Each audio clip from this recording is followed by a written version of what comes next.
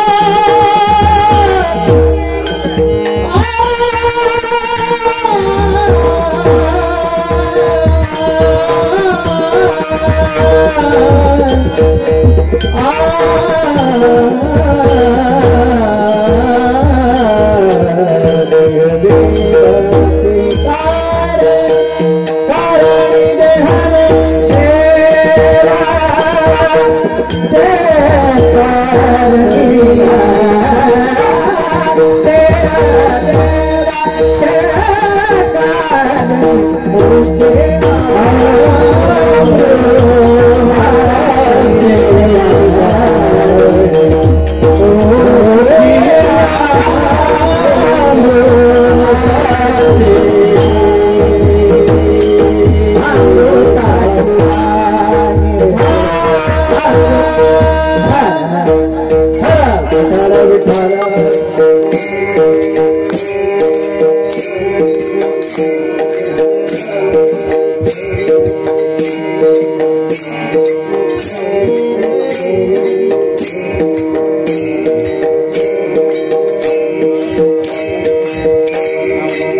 विठ्ठल विठ्ठल विठ्ठल विठ्ठल विठ्ठल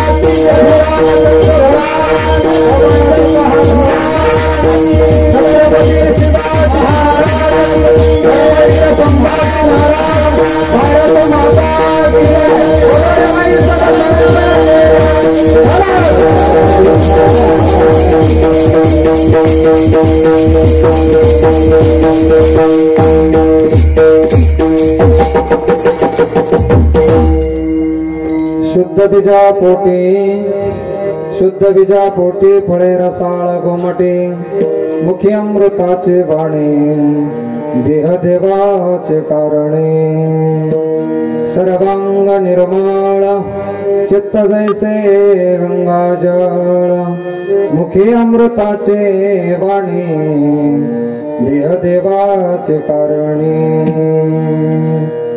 तुका म्हणे जाती तापदर्शने विश्रांती मुखी अमृताचे वाणे देह देवाचे कारणे श्री संताचे माता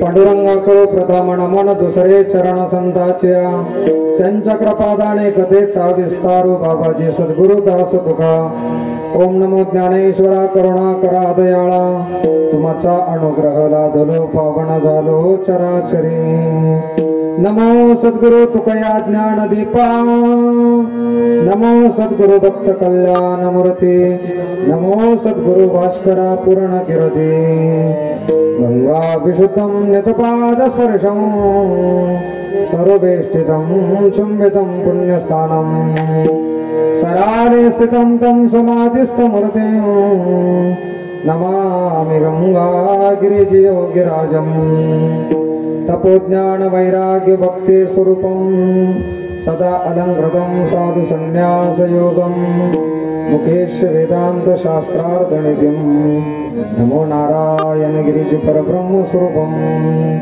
गुरुर्ब्रह्मा गुरुर्विष्णु गुरुर्देव महेश्वरः गुरुसाक्षात् परब्रह्म तस्मै श्री गुरवे नमः। सेवेला की सेवक झालो सेवेला की सेवक झालो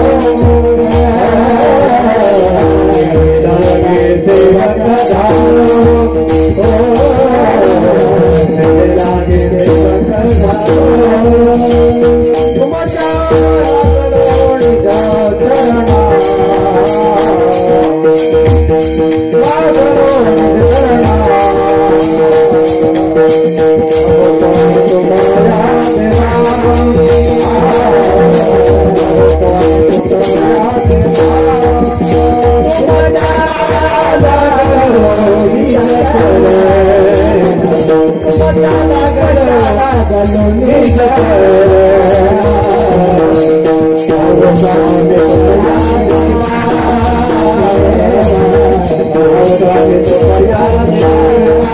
सेवेला की सेवक झालो तुमच्या लागलोणीच्या चरणा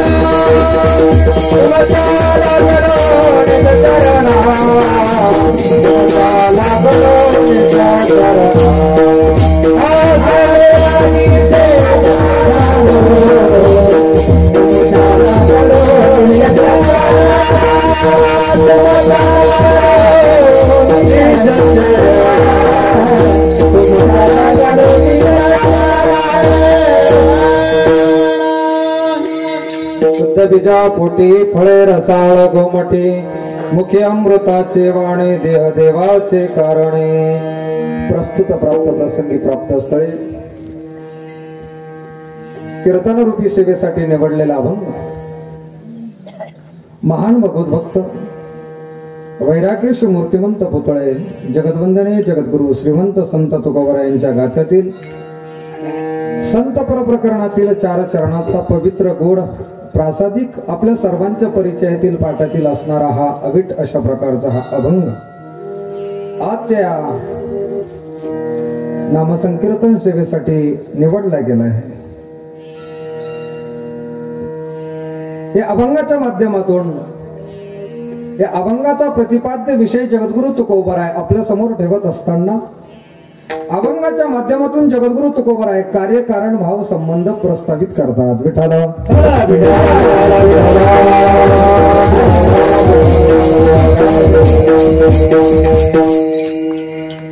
अभंगाचा शब्दशः अर्थ आपल्या समोर ठेवतो म्हणजे आपल्याला अभंग कळेल।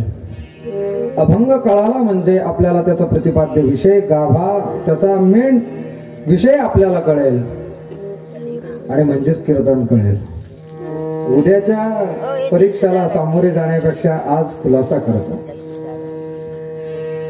जगद्गुरु तुकोबरायांनी कार्य कारण भाव हा प्रतिपादन करत असताना एक दृष्टांत दिला अभंगाच्या प्रथम चरणामध्ये। तुकोबराय सांगतात,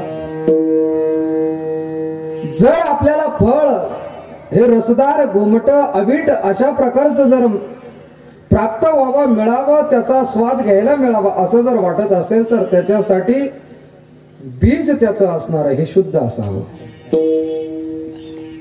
परिणाम काय होईल त्याची फलश्रुती ही द्वितीय चरणात सांगितली।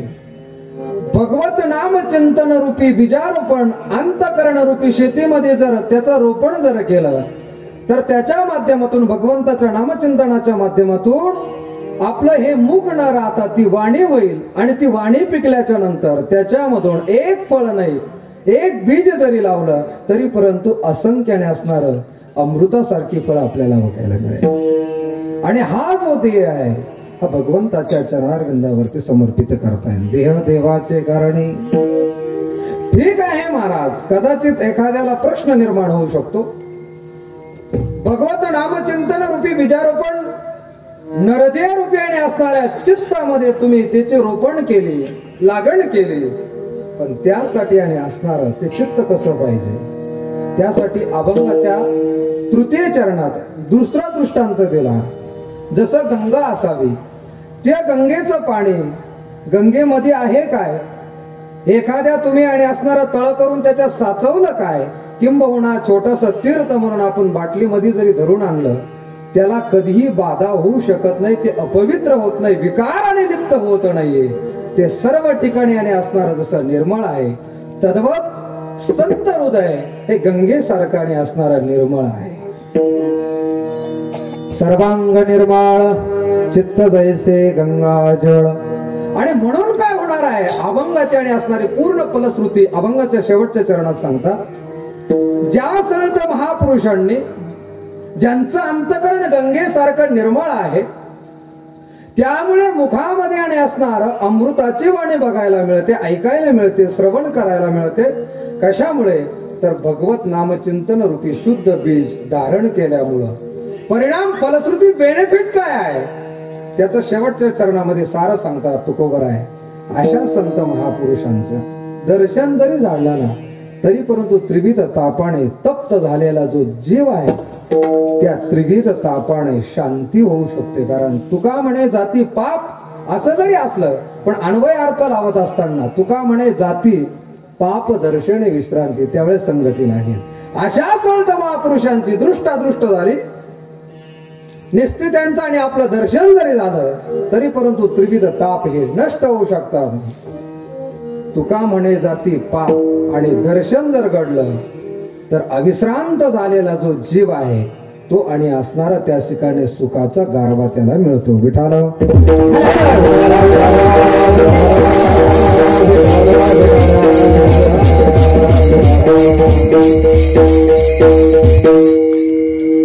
अभंगाला शब्दार्थाने गुंफण्याच्या अगोदर थोडस प्रास्ताविक परिहार भगवंताच्या कृपेने साधू संतांच्या आशीर्वादाने आपलं सर्वांचं अधिष्ठान दैवत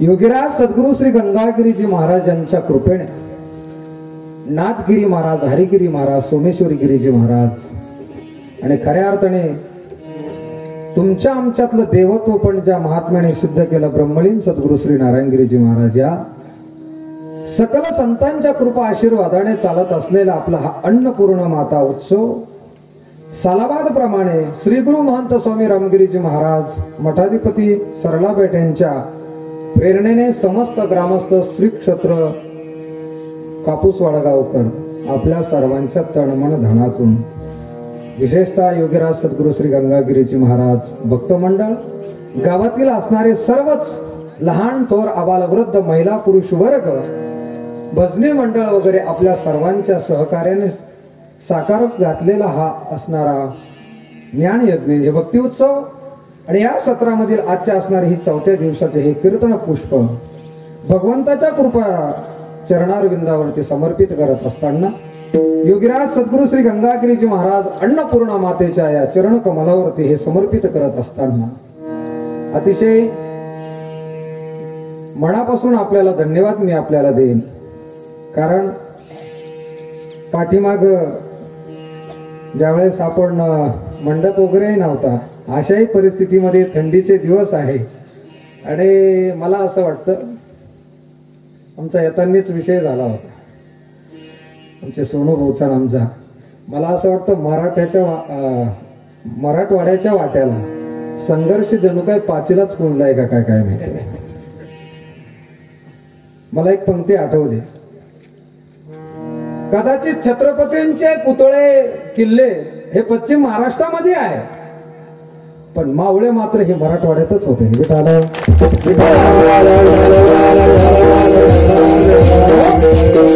असं म्हटलं तर वावगं ठरवू नये, महाराष्ट्र ही संतांची भूमी आहे, पण मराठवाडा ही संतांची खाण म्हणलं तर कमी ठरवू नये.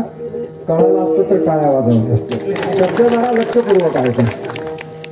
4G+ वापरलं तर चालेल, रेंज जरा थोडीशी जरा वायफाय सगळ्यांनी कनेक्ट करा एकमेकांचे म्हणजे कळेल. विठाला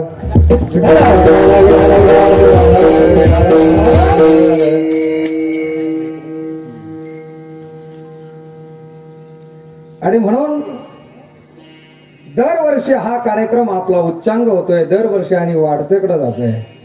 कारण एक ध्यानात ठेवा, माणसाचं कार्य करत असताना उद्देश जर शुद्ध असेल ना तर त्याला कितीही अरिष्ट येऊ द्या. योगीराज सद्गुरू श्री गंगागिरीजी महाराजांनी आम्हाला संघर्ष करणं जणू काय आमच्या हे रक्तामध्येच आम्हाला शिकवले. पण अशाही अवस्थेमध्ये वास्तविक पाहता हे सर्व शेतीचे काम चालू असलेले दिवस आहेत. त्यामध्ये आता तर एकदम गुलाबी थंडीचा मोसम आहे. भगवान महाराजांनी मला सकाळी व्हिडिओ कॉल करून लाल टरबूज दाखवलं होतं, आणलं नाही का? तशी लाल थंडगार थंडी अशी सुटली. पण अशाही अवस्थेमध्ये माता अन्नपूर्णा मातेच्या आपल्या प्रत्येकाच्या रक्तामध्ये असणार हे संस्कार आहे, ही कृतज्ञता आहे. आणि म्हणून ती कृतज्ञता व्यक्त करण्यासाठी संत देव आणि आई वडील यांची कृतज्ञता कधी आपल्याकडून पूर्णत्वाला जाऊ शकणार नाही. उपकार आपण काही केलं तरी पूर्णत्वाला नाही जाऊ शकणार, पण कमीत कमी एक कृतज्ञता म्हणून. आणि गावचा सप्ताह म्हणजे गावाचं असणारं काही असलेलं नसलेलं जे काही सर्व काही आणि असणारं धुण्याचं काम या नामचिंतनाच्या माध्यमातून होत असतं. म्हणून मी आपल्या ग्रामस्थ मंडळीला खूप खूप धन्यवाद देईल का आपण एवढं सुंदर नियोजन या ठिकाणी केलं आहे. आणि तुमच्या दृष्टीने किती पब्लिक आली वगैरे हा तुमचा विषय असेल, पण आमच्या दृष्टीने साथ संगत कशी आहे. महाराष्ट्रामध्ये गाजलेली ही जोड मृदंग विशारद मृदंग महामेरू मृदंगाचे महागुरु परम श्रद्धेय आमचे मित्र हरिभक्त परायण भगवानजी महाराज धायडे. मला असं वाटतं काही मंडळींनी त्यांना 8 दिवस पाहिल्याच्या नंतर प्रश्न पडत असेल का महाराज तुम्ही कसं काय इकडे. कारण काही मंडळी फक्त आहे ना सिग्नेचर पुरतच. तुम्ही बघा कॉलेजला जर गेलात ना आपण तर त्या कॉलेजला जो प्रिन्सिपल असतो ना त्याची सही जरी करायची म्हटलं ना तरी परंतु कितीतरी तासून तास आपल्याला लाईन मध्ये उभं राहतो. आणि शक्यतो त्याची एवढी बढती झालेली असते, एवढी मास्टरकी झालेली असते, तो काय नाही फक्त फाईल बघण्यासाठी साईन करण्यासाठी झालेला असतो. त्याचे 3 लाख रुपये पेमेंट असतं. पिठाला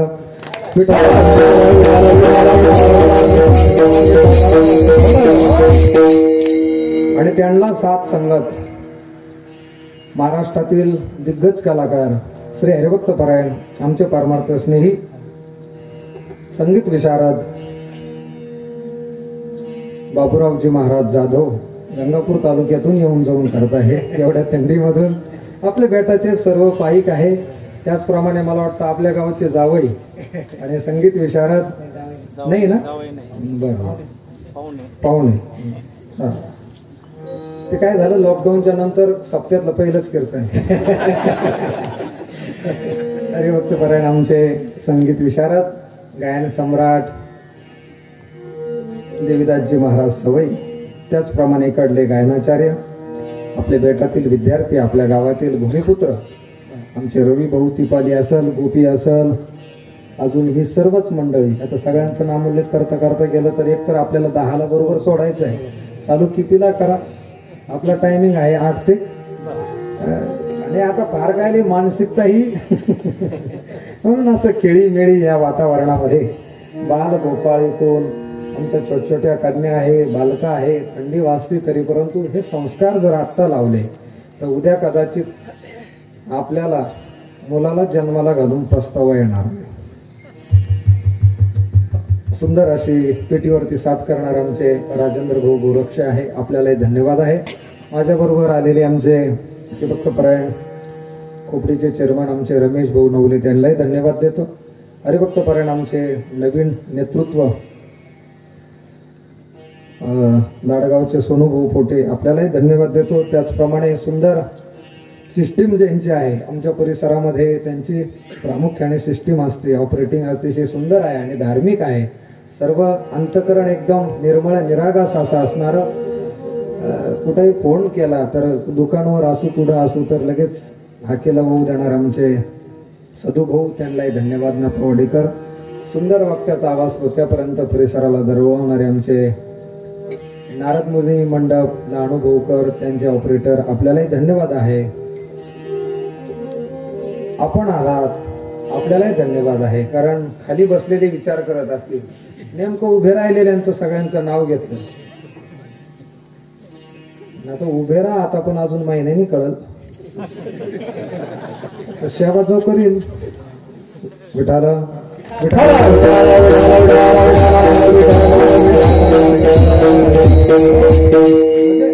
आपल्याला सगळे घेऊन पुढे चालायचं आहे नाही का. त्या अनुषंगाने सर्वांचाच विचार केला पाहिजे. खाली बसलेले विचार करत असतील, आम्ही जर नसतो तर काय अन्नपूर्ण माता तुम्हीच कार्यक्रम केला असता. परंतु आपलेही या ठिकाणी नारदाच्या गादीवरून आपल्याला हे प्रणाम करतो. आपलेही आशीर्वाद जे फेस रिडिंग आहे हे अशीच ठेवा. ज्यावेळेस थोडस सूर्यफुलासारखं वाकडं होण्याचा मला थोडासा जरा अंदाज येईल, त्यावेळेस आपण तोबारकमय विठ्ठल करून घेऊया नाही का. तुम्ही संत माझी याकडा तिटीचा कराल बवडा, तरी तुम्हा म्हणेल एवढा होईल मी. ज्ञानोबा वर्णन करता. अरे श्रोते म्हणजे हे भगवान स्वरूपच सर्व असतात आणि यांच्याकडे बघून यांचे आशीर्वाद घेत घेत संत विचाराने असणार त्याचा परामर्श आपण त्यांना द्यायचा आहे. म्हणून तुम्ही जशी जशी माझ्यावरती कृपा कराल त्यानुसार आणि असणार मी आपल्याला संतांचं विचाराचा परामर्श आपल्या समोर ठेवण्याचा प्रयत्न करणार आहे. कारण ज्ञानोबा अजून दुसऱ्या ओवीमध्ये सांगतात, चंद्रकांत द्रवता किरभोय परिते सामरते चंद्रेचे आहे, म्हणून भक्ता तो भक्ता आहे श्रोते नवीन, तरी अवधान ऐकले तिचे मग सर्व सुखाशी पात्र होईचे. एवढे तज्ञ श्रोते आहे. कोण नुसतं त म्हणलं का तिकडून लगेच तपिलं होतं विठाला.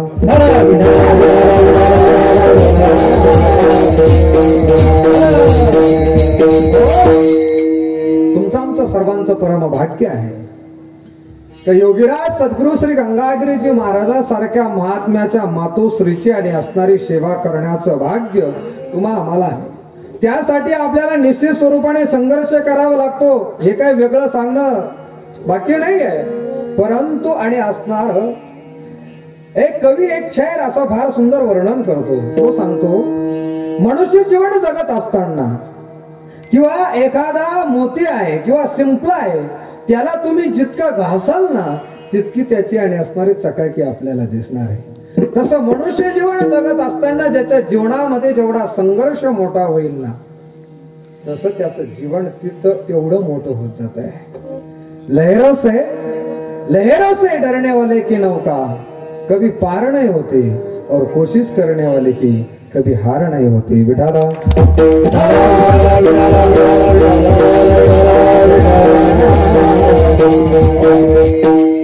आणि म्हणून ज्याच्या जीवनामध्ये संघर्षच नाहीये ते काही जीवन म्हणावं.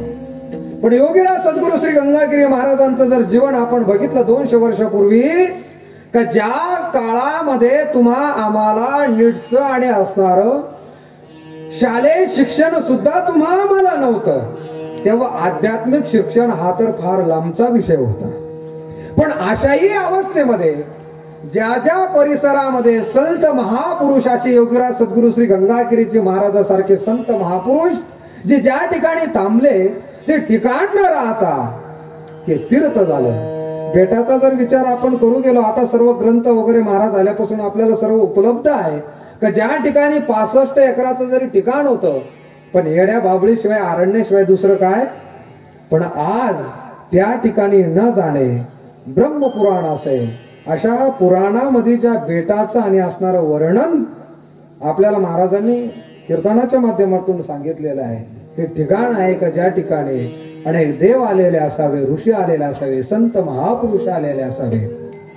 आणि मानवी जीवन जगत असताना आपलं ध्येय गाठत असताना ध्येयाकडे जात असताना पॉझिटिव्ह ऊर्जा आपल्याकडे असेल त्यावेळेस आपलं कार्य यशस्वी होईल. आणि ती ऊर्जा आम्हाला अध्यात्मातून मिळते आणि ते अध्यात्माकडे जात असताना आम्हाला आमचं अधिष्ठान आमचे गुरु संत कोणी जर असेल तर करू घातलेलं कार्य हे यशस्वीरित्या पूर्णत्वाला जात असतं.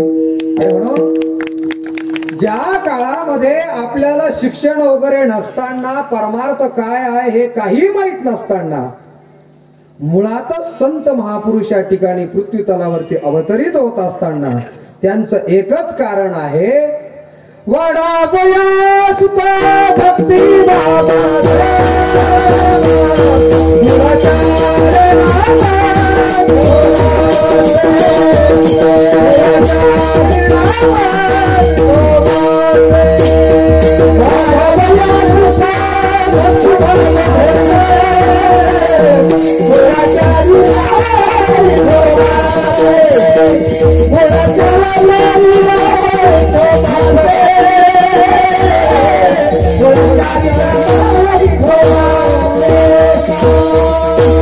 म्हणून योगीराज सद्गुरु श्री गंगागिरीजी महापुरुषासारखे महात्मे न जाणे या परिसराला जर लाभले नसते तर कदाचित आपल्या घरामध्ये पकवाजाच्या ऐवजी एखादं ढोलक सापडलं असतं, विण्याच्या ऐवजी तुंतुण सापडलं असतं, आणि टाळाच्या वगैरे ऐवजी, पेटीच्या ऐवजी सशे वगैरे धरण्यासाठी वाघुरी सापडले असतात. पण या संत महापुरुषांनी, आणि तुम्हाला सांगू का, एवढं वाक्य ऐका आणि घरी घेऊन जा. ही पृथ्वी निर्माण झाल्यापासून किंबहुना तुम्हा आम्हाला आणि असणार तुमच्या आमच्या कितीतरी पिढ्या गेल्या आल्या असतील. मुळात सर्वसामान्य जीवाचा जर विचार केला असेल तर संत महापुरुषाशिवाय दुसरे कोणी नाही केलं. पृथ्वी जन्माला आल्यापासून स्वतःच्या हितापासून परावृत्त झालेला जो जीव आहे त्या जीवाला आणि असणाऱ्या सन्मानाने वागणूक मिळावी, परमार्थाचं ज्ञान आम्हाला प्राप्त हो, याच्यासाठी आम्हाला हक्क मिळावा, याच्यासाठी जर प्रयत्न केले असेल तर ते फक्त संत महापुरुषांनी.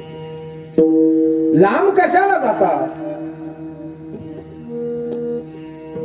थोड्याच्या पाठीमागच्या काळामध्ये जर गेला आपण 5-50 वर्षाच्या पाठीमागे, ब्राह्मण कुलोत्पन्न किंवा उच्च कुलामध्ये जो जन्माला आलेला आहे त्यानेच मंदिरामध्ये यावं एवढी अस्पृश्यता होती गावागावामध्ये. पण ज्ञानोबराय सारखा आणि असणारा एखादा महात्मा या पृथ्वीतलावरती अवतीर्ण होतो. जो उच्च कुलोत्पन्न आहे त्यानेच फक्त मंदिरामध्ये जावं, त्यालाच कथा कीर्तनाचा आणि असणारा अधिकार हे पहिलं आणि असणारा दंडक होतं. पण ज्ञानोबरायांनी एवढी क्रांती केली. मंदिरामध्ये कशासाठी जायचं? भगवान परमात्म्याला बघण्यासाठी किंवा त्याचं दर्शन घेण्यासाठीच ना, न पेक्षा त्या देवालाच मी जिथं उभा आहे तिथं आणलं तर. आणि म्हणून ज्ञानोबरायांनी नामदेव महाराजांना आणि असणारा आदेश दिला का वाळवंट मध्ये तुम्ही पेटा बांधा. जनाबाई असेल, चोकोबराय असेल, बाकीची जी मंडळी आहे, सावता महाराज वगैरे सर्वांना आणि असणारा टाळकरी म्हणून सहकार्य केलं. आणि ज्ञानोबरायांनी नामदेव महाराजांना कीर्तन करायला लावलं. आणि नेम असा आहे, जिथं कीर्तन तिथं पांडुरंग परमात्मा असतो.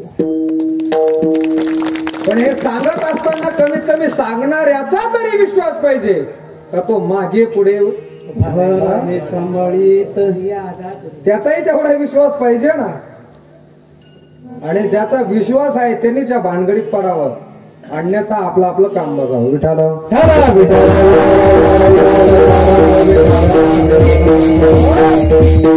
परिणाम काय झाला? वाळवंटात कीर्तन चालू झालं, थंडी वाऱ्यात कीर्तन चालू झालं. पण नेम असा आहे, ज्या ठिकाणी कीर्तन आहे तिथं आणि असणारा तो परमात्मा कृष्ण विष्णू हरी गोविंद या नामाचे निखिळ प्रबंध माझी आत्मचर्चा करीती उषद. ज्या ठिकाणी आणि असणारा त्या भगवान परमात्म्याचं नामचिंतन चालू आहे, भगवान परमात्मा हा तिथंच राहतो. नोहे नोहे तो आला, त्यांनी वीट सोडली, वाळवंटात निसता आला नाही तर यांच्या बरोबर नाचला. एवढा नाचला, एवढा नाचला, नाचता नाचता त्याचा पितांबर नाचता नाचता देवाचा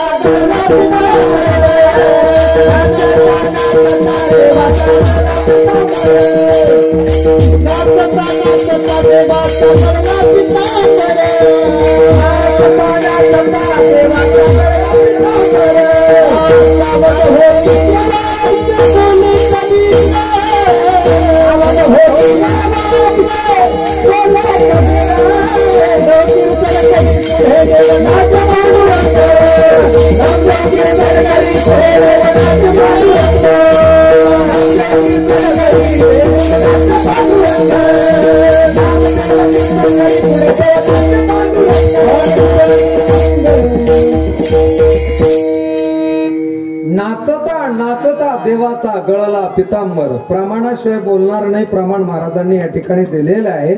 आणि तो परमात्मा इथे येतो. म्हणून मंदिरात कशासाठी जायचं, त्या परमात्म्यासाठी जायचं ना. पण न पेक्षा ज्ञानोबरायांनी एवढी मोठी क्रांती केली. मंदिरातला देव तुम्हा आम्हासाठी आणि असणारा तो वाळवंटात आणला. आणि कशाचाही विचार न करता बाळी नारी नर आदी करून वेश्याही सर्वांना एकत्रित केलं आणि ही परमार्थाची मूर्त मेढ बांधली. आणि तुम्हा आम्हाला सर्वांना हे जीवनाचा परामर्श, जीवनाचं जी कर्तव्य होता ते तुम्हा आम्हाला दिली. आणि त्याच धर्तीवरती तोच धागा पकडून योगीराज सद्गुरू श्री गंगागिरीजी महाराजांच्या अगोदर परिसरात नव्हे, महाराष्ट्रातही तेवढा महात्मा नसेल. गंगागिरीजी महाराज सारखे या ठिकाणी या अरण्यात येतात आणि ते अरण्य राहता, जंगल न राहता ते तीर्थ बनलं. कारण संत ज्या ठिकाणी जातात ती जागा न राहता तीर्थन कुर्वंती तीर्थानी, त्याला तीर्थक्षेत्र बनवतात. म्हणून आणि अशा गंगागिरी महाराजासारख्या महात्म्याला मी कीर्तनात पुढे बोलणारच आहे. त्यांचं जे मूळ आहे एकच शब्दामध्ये सांगतो, अतिउच्च. महाराज मंडळीच्या नंतर महात्मा, महात्म्याच्या नंतर संन्यासी वगैरे. पण संन्यास दीक्षा घेतल्याच्या नंतर त्याला स्वतःचं पिंडदान केलं जातं, तिथं श्राद्ध वगैरे सर्व उरकले जातं. पण त्याही संन्यासी महात्म्याला शास्त्राने आईची सेवा करण्याचा अधिकार दिला. एवढा आईचा महिमा मोठा आहे. आणि ते मूळ कापूस वाळगावच्या आणि असणारं हे मूळ आहे, या मातीमध्ये आहे. या मातीमध्ये तेवढी ऊर्जा आहे. हा, फक्त ती ऊर्जा आपण कोणी किती घ्यायची हा ज्याचा त्याचा विषय. विठाला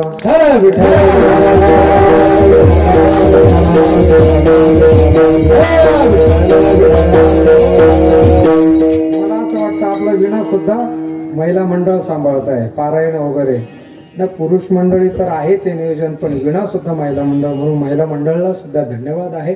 आणि आशा मातोश्रीच्या पुण्यतिथीच्या निमित्ताने हा असणारा वार्षिक सालाबाद प्रमाणे अखंड हरिनाम सप्ताह. पुण्यतिथी कोणाची होती? जो जीवनामध्ये पुण्य करतो त्याची.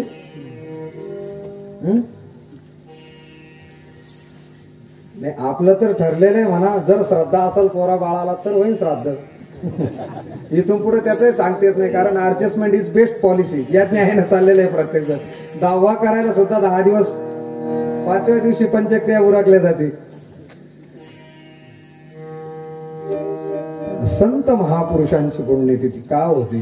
का त्याने पुण्य केले म्हणून नाही.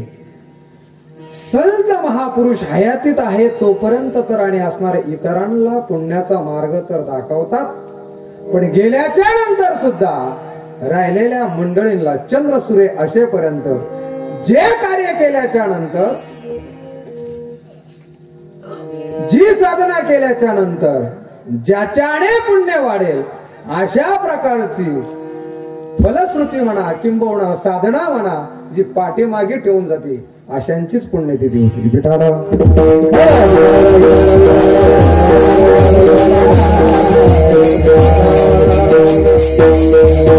पुण्यवान महात्म्याच्या या मातोश्रीच्या या सेवेसाठी निवडलेला जो अभंग आहे तो जगद्गुरु तुकोबरायांचा आहे. अभंगाचा प्रतिपाद्य विषय आहे कार्यकारण भाव संबंध प्रस्थापित करणं. त्यासाठी वेदांत शास्त्रकारांनी 2 प्रकारचे दृष्टांत दिले. एक आहे घटाचा आणि दुसरा आहे पटाचा. घट कळतो आपल्याला? बोलतात ना तुम्ही सर्व, बोलत चला. घट कळतो? हा, घट नाही कळत? चला मराठीत विचारतो. मडक, गाडग, आता तर कळत ना. घट हा संस्कृत शब्द झाला आणि मडक गाडग हा मराठी शब्द झाला. मग ते मडकं बनवत असताना त्याचा उपयोग काय होतो? शेवट लागेल ना आपल्याला.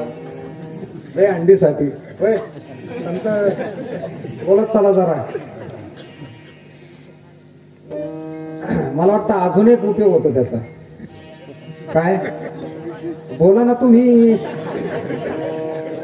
लोक म्हणतील महाराज आम्हाला जर येत असतं, आम्हाला जर सांगायचं असतं, तुम्हाला कशाला इतकं लावून तारीख देऊन बोलवलं असतं. नाही आता त्याचे दोनच उपयोग होतात. एक दही अंडी आणि दुसरा तुम्ही बोला नका म्हणून. लोक म्हणते तुला कायला बोलवलं भाऊ. हे मला त्याच्यासाठीच बोलवलं पण मी जिवंत आहे ना. विठाला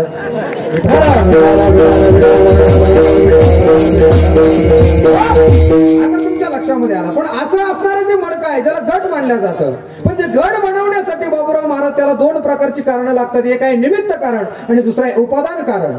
निमित्त कारण त्याला म्हणावं, उपादान कारण त्याला म्हणावं. उपादान कारण असं आहे का ते उपादान कारण असल्याशिवाय अध्यक्ष वस्तू सिद्धीला जाऊ शकत नाही. त्याला म्हणायचं उपादान कारण. आणि भाऊ निमित्त कारण त्याला म्हणायचं. ते नसलं तरी सुद्धा ते कार्य पूर्णत्वाला जाऊ शकतं. फॉर एक्झाम्पल काय तेच घट आहे. ते जो घट आहे त्याचं निमित्त कारण झालं बनवणारा कुलाल आणि उपादान कारण झालं माती. मग कदाचित आता उपादान कारण हे झाली माती, पण निमित्त कारण असणारा जो कुंभार आहे तो कुंभार नसला तरी सुद्धा आणि असणारा तो गट होऊ शकतो. कारण आता मडके गाडके घडवण्यासाठी कुंभारच पाहिजे असं काही नाही. चपला विणवण्यासाठी पहिल्या जातीनुसार व्यवसाय राहायचा, पण आता तसं काही नाही राहिलं. ब्राह्मणांनी सुद्धा चपलाचं दुकान आता काही नाही. लोकशाहीवादी हे जे काय फ्रीडम आहे सगळ्याला, कोणी काही करा. मला सांगायचं मिनिंग एवढंच आहे, तात्पर्य एवढंच आहे. निमित्त कारण जो आहे तो नसला तरी सुद्धा आणि असणार कार्याची सिद्धी होती, ते कार्य होतं. पण उपादान कारणाशिवाय आणि असणारे कार्याची सिद्धी होऊ शकत नाही. उपादान कारण झाली माती आणि बनवणारा हा झाला निमित्त कारण. मग एखाद्या वेळेस त्याला कुंभार नसला, एखाद्याने पाहिलं माझ्यासारख्याने काम नसलं आता 7-8 महिने तर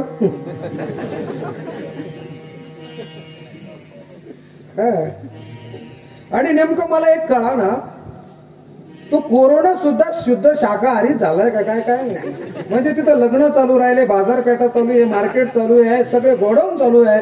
नोव्हे पहिल्यांदाच्या दुकानं उघडल्या होत्या. अहो तिथं भर दुपारा 2 वाजता लाईन लागल्या तरी त्यांना चक्कर येत नाही, पण कीर्तनच उभं राहिलं कपाडल्याशिवाय. म्हणूनच मला कळा ना का कोरोना सुद्धा आणि असणारे शुद्ध शाकाहारी झालाय का. एक ध्यानात ठेवा, भगवंताचं नामचिंतन चालू करा. कोरोना तुम्हाला औषधाला सुद्धा पाहायला सापडणार नाही.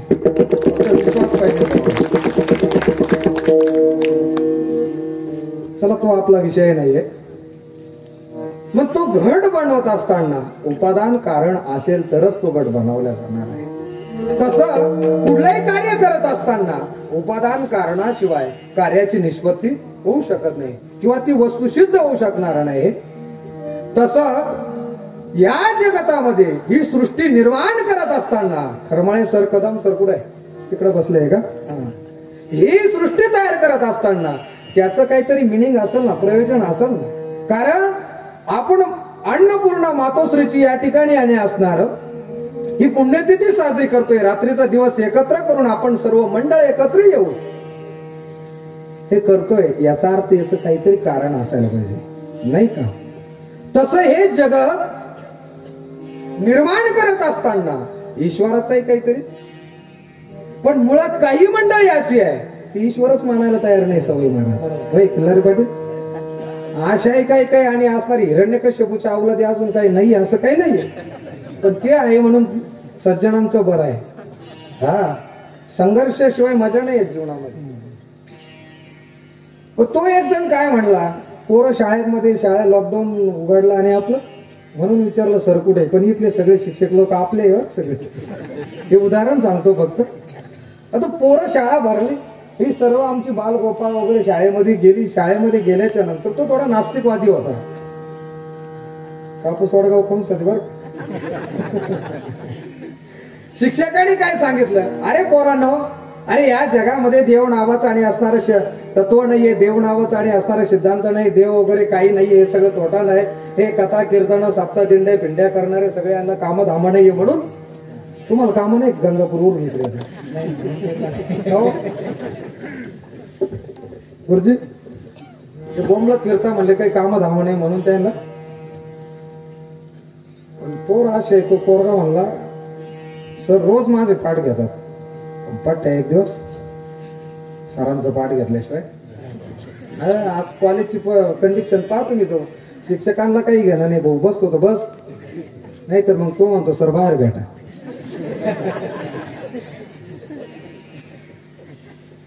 ते आपलं तो वारकऱ्याचा होता आणि नुसता वारकऱ्याचा नव्हता, खानदानी वारकऱ्याचा होता. त्याच्यावरती संस्कार झालेले होते. काकडा हरिपाठ वगैरे या संध्येमधला तो ते रक्त होतं. तो म्हणलं ठीक आहे सर रोज माझे पाठ घेतात, एक दिवस मी पाठ घेतल्याशिवाय राहणार नाही. त्याने आपलं दुसऱ्या दिवशी शाळा वगैरे भरली, घरी गेला. घरी गेल्याच्या नंतर वडिलांना सांगितलं, म्हणले बाबा आमचे सर असे म्हणले की या जगतामध्ये देव नावाचं आणि असणारं तत्व नाहीये. मग तुम्ही त्याला गॉड म्हणा, अल्ला म्हणा, जीसस म्हणा, मालिक म्हणा, हा त्याच्या बुद्धीचा विषय आहे. मग ज्याला जे मानायचं असेल ते, पण तत्वरूपाने आणि असणार तो ईश्वर तर मानलंच पाहिजे ना, त्याच्याशिवाय तर ही सृष्टी होऊ शकणार नाही. त्याच्यावरती ते संस्कार झालेले होते. दुसऱ्या दिवशी शाळेत गेला. रोज 9ला शाळा भरायची, 8:45लाच गेला आणि त्याने सुंदर आणि असणार शाळे भरण्याच्या अगोदर एक सुंदर फळ्यावरती एक वक्रतुंडाचं मनमोहक चित्र काढलं. माझं नाव गणेश आहे, आपली लॅबिलिटी वाढली पाहिजे, कशाला दुसऱ्या देवाकडे त्याने वक्रतुंडाचं चित्र काढलं, गणपतीचं चित्र काढलं. इतकं सुंदर चित्र काढलं तर बघितल्या क्षणी पाहिल्या वेद लावी अशा प्रकारचं सुंदर आणि असणार हो. आणि ते चित्र जो आला का तो बघायचा, जो आला का तो बघायचा, जो आला का तो बघायचा. त्यांनी एक काळा टिपकाही पण ठेवला होता त्याच्यात. आणि मग ते सर आले तेवढ्यामध्ये. सरांनी आपलं ते डस्टर घेतलं, खडू घेतला. आता ते पहिलं आदल्या दिवशीचं जे काही चॅप्टर झालेलं तो पुसावं लागेल म्हणून ते पुसण्यासाठी तो डस्टर वगैरे घेतलं. आणि एवढ्यामध्ये सरांनी ते वक्रतुंडाचं एवढं मनमोहकाने असणारं सुंदर चित्र पाहिल्याच्या नंतर सर सुद्धा आणि असणार 2 मिनिटं स्तब्ध झाले. आणि सरांनी बघितलं, अरे वा एवढं सुंदर चित्र कोणी काढलं. सरांनी आणि असणाऱ्या सरांनी विचार केला, म्हणले लोक स्वातंत्र्य आहे समाजातून हो, म्हणून त्यांनी असा विचार केला. सगळ्यांना एकदाच विचारलं सामंजस्यपणाने, अरे बाळांनो या फळ्यावरती एवढं मनमोहक सुंदर वक्रतुंडाचं चित्र कोणी काढलं. विद्यार्थी प्रामाणिक होते गुरुजी. विद्यार्थ्यांनी उत्तर दिलं, सर हे चित्र आम्ही कोणीच नाही काढलं. कारण विद्यार्थी कसे होते,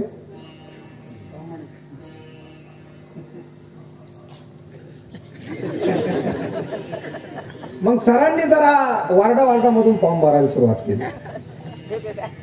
मग पहिलं विचारलं, अरे गोविंदा हे सुंदर आणि असणारं फळ्यावरलं मनमोहक चित्र तू काढलं का. तो म्हणला सर नाही. दुसरा म्हणला आमचा अभि थोरे. त्याला विचारलं, अरे अभि दादा हे चित्र तू काढलं का. म्हणले नाही. तिसऱ्याने विचारलं, अरे गोपी हे चित्र तू काढलं का. म्हणले नाही. आता चौथा जो होता नाऱ्या, इथला कोणी असेल तर तू सोडू ना बरं का गायकवाड महाराज. त्याला विचारलं, अरे बाबा हे चित्र तू काढलं का. तो धीटपणाने उभा राहिला. पण त्याने उत्तर दिलं, सर हे चित्र मी नाही काढलं, पण हे चित्र या फळ्यावरती कसं आलं हे मी सांगू शकतो. कारण गुरुजी तो विद्यार्थी प्रामाणिक होता. त्याने सांगितलं, म्हणले सर काय झालं. पहिला कडू उठला, त्याने गणपतीचं भव्य मस्तक काढलं, आकार चरण युगल. दुसरा कडू उठला, त्याने गणपतीचे आणि असणार हे पोट काढलं, उकार उदर विशाल. मकार महामंडल मस्तकाकारे. तिसऱ्याने असं प्रकारचं. चौथ्याने पाय काढले. पाचव्याने टोप काढला. 6व्याने आणि असणारे हातामधले आयुध वगैरे असं सुंदर प्रकारचं 5-6 कडू एकत्रित येऊन नाही का. एखाद्याला समोरच्याला खाली बसवायचं असलं का मग विरोधी पक्ष आणि सत्तेतील पक्ष दोन्ही एकत्रित येतात. कारण त्यांना ते टिकवायचं आहे, घडवायचं आहे. आणि म्हणून त्याच्यासाठी सर्व एकत्रित आले. आणि म्हणून त्यांनी ते सुंदर आणि असणार हे वक्रतुंडाचं चित्र काढलं. आता हे असं उत्तर ऐकल्याच्या नंतर तुम्हाला तरी किती फील होत आहे. सर म्हणले बीएड 2दा झालं, MPhil केलं, पण अजून असं उत्तर काय. दत्त भाऊ त्याने असे हात लावले आणि तो बसला भाऊ मास्तर. जसं तुम्ही जशी म्हणजे प्रामाणिकपणा आणि एवढी सचोटी दाखवली वास्तविक पाहता तुमचे आनंदाचे क्षण असताना सुद्धा आम्ही नाही आलो, पण तरी तुम्ही हा आपला कार्यक्रम पूर्ण भारतभर, कारण युट्यूबचे कार्यक्रम महाराष्ट्रभर भारतभर बघताय, म्हणून दत्ताभाऊ साठी जोरदार एकदा टाळ्या झाल्या पाहिजे. आपला कार्यक्रम ते आणि असणार युट्यूबला दाखवता. ते सर म्हणले नारे, अरे खडू काय सजीव आहे का? खडूला काय पाय फुटले का? प्रत्येक खडू या ठिकाणी येऊन आणि असणार तो चित्र काढू शकतो. निर्जीव तू खडू आहे, निर्जीव ते डस्टर आहे, निर्जीव फळ आहे, आणि प्रत्येक तू सांगतो की एक एक जण इथं येऊन त्यांनी काढलं. मग त्यांनी सांगितलं, म्हणले सर मूर्ख मी नाही, मला मूर्खात तुम्ही काढू राहिले, पण मूर्ख मी नाही. नाही कळाला अजून, कारण सर त्याला काय म्हणले होते, अरे मूर्ख नाऱ्या आता कळा. खडूला काय पाय फुटले का किंवा सजीवता त्याच्यामध्ये चेतनता आली का प्रत्येक खडू इथं येऊन हे चित्र काढायला. म्हणून म्हटलं आता लक्षात येईल.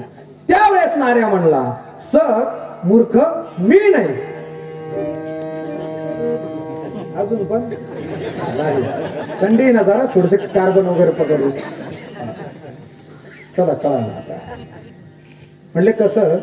अहो म्हटले सर ही पृथ्वी आहे, या पृथ्वीमध्ये आशिया खंड नावाचा एक खंड आहे, त्याच्यामध्ये भारत देशासारखा पवित्र आणि असणारा एक देश आहे. त्या भारत देशामध्ये महाराष्ट्र सारखं एक राज्य आहे, त्या राज्यामध्ये औरंगाबाद सारखा एक जिल्हा आहे, आणि औरंगाबाद जिल्ह्यामध्ये एक तालुका आहे वैजापूर सारखा, त्याच्यामध्ये एक गाव आहे, त्या अनेक गावापैकी असणार एक गाव कापूसवाड गाव सारखं. आपल्या इथं कार्यक्रम चालू म्हणून आपलंच घेतो. या कापूसवाड गावामध्ये अनेक शाळा असतील, वस्ती शाळा असेल, प्राथमिक असेल, इंग्लिश मिडियम असेल, जिल्हा परिषद असेल, त्या शाळापैकी आपली असणारी म्हणली एक शाळा. या शाळेमध्ये अनेक असणारे वर्ग, शिक्षक वगैरे नोहे अनेक बोर्ड, आणि त्याच्यापैकी असणारा हा आपला एक फळा, आणि त्या फळ्यावरती एक गणपतीचं चित्र काढण्यासाठी जर कोणी चेतनता त्याच्यामध्ये असावी लागते, खडू धरणारा कोणीतरी असावा लागतो. मांडणं न मांडणं हा तुमचा विषय आहे. मग जर एक निर्जीव फळ्यावरती निर्जीव चित्र काढण्यासाठी जर कोणीतरी चेतनता असावी लागेल, तर ज्याने हे विश्व निर्माण केलं त्याचा कोणीतरी, ज्याने हे विश्व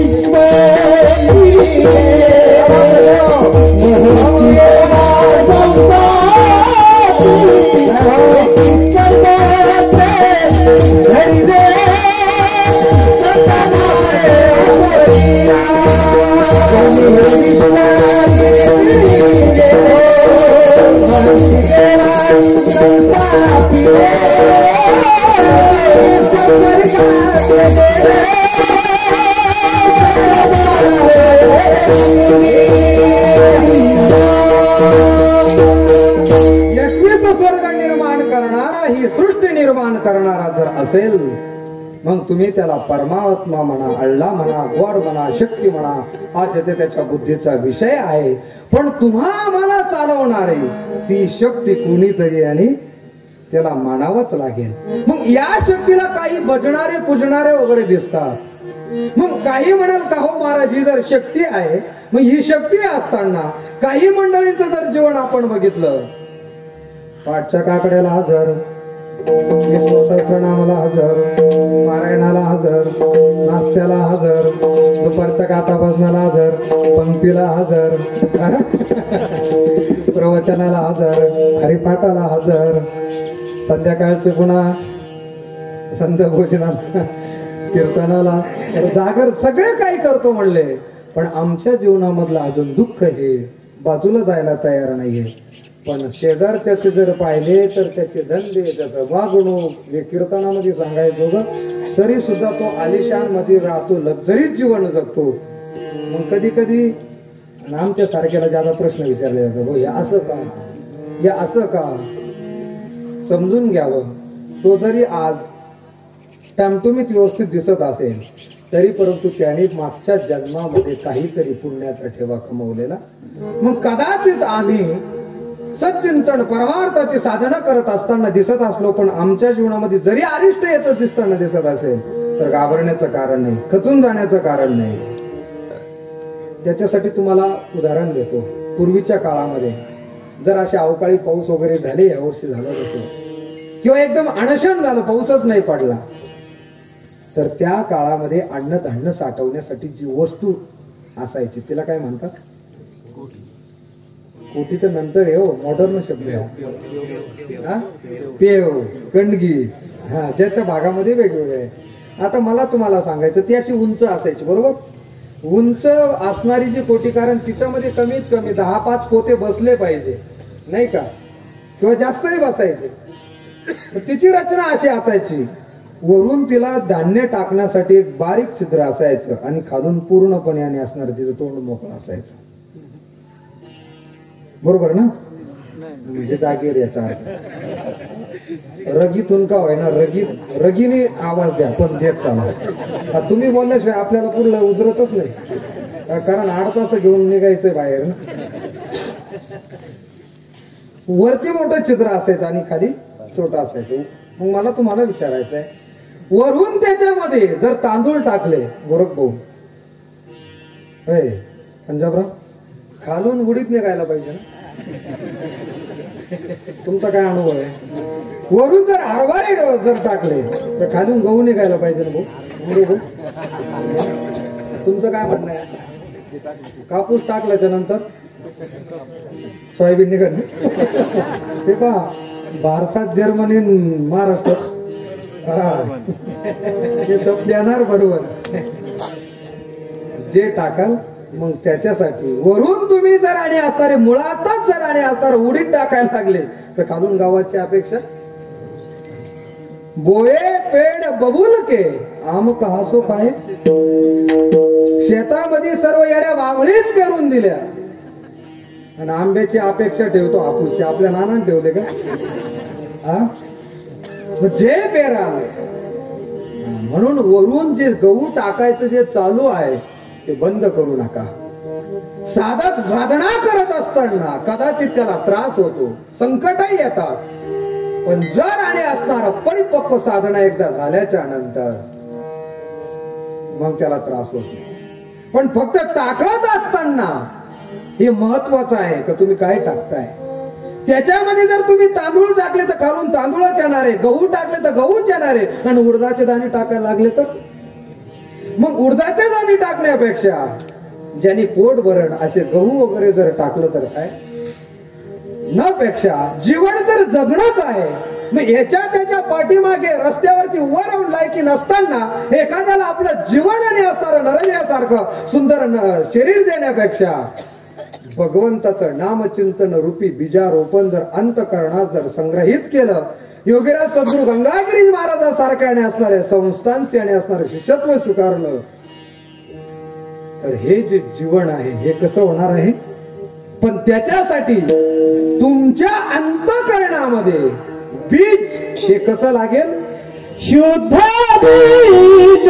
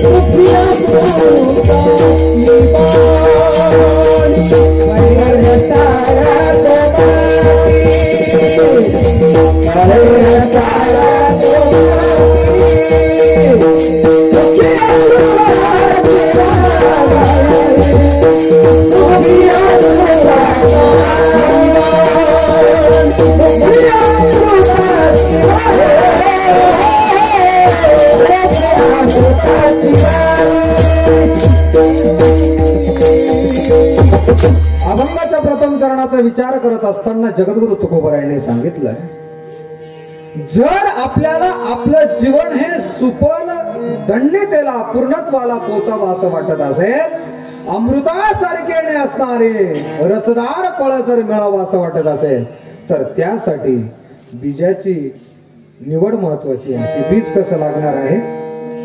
शुद्ध लागेल. 4 पंक्ती आपल्या समोर ठेवतो. पण काही वेळाला असं होतं, बीज शुद्ध होतं पण फळ निरागस मिळतात. काही वेळेला बीज आसार असतं पण फळ शुद्धही मिळतं. कधी कधी बीजही आसार असतं आणि फळ सुद्धा, आणि कधी कधी बीजही शुद्ध आहे आणि फळ सुद्धा तेवढंच गोमट मिळतं. बघा तुम्ही, बीज शुद्ध आहे पण फळ आसार आहे. भगवान श्रीकृष्ण यादव, त्या काळचे यादव, बीज कसं आहे? शुद्ध आहे. पण आता शिल्लक राहिलेले यादव, हो लालू, अरे बोलो, हा चला तिकडं नाही जायचं, मला 2 शिल्लक आहे मला वाटतं यादव वादव. पण कृष्णाच्या एवढ्या पोरापैकी मला सांगा कुठल्या मुलाने आणि असणारे व्यवस्थित कार्य केलं? भगवान श्रीकृष्ण परमात्मा योगेश्वर आहे, या सृष्टीचा करता हरता पालन करत आहे. पण एकही मुलगा त्यासारखा, बीज शुद्ध आहे पण फळ कसं मिळालं? बीज आसार आहे, पूर्णपणे असणार, पूर्ण आसार आहे, पण फळ मात्राने असणार सार आहे. भक्त प्रल्हाद कोणाच्या उदरी जन्माला आला? कधी कधी कांद्याच्या पोटी सुद्धा आणि बिवड म्हणून ऊसाचे टिपर खायला मिळतात.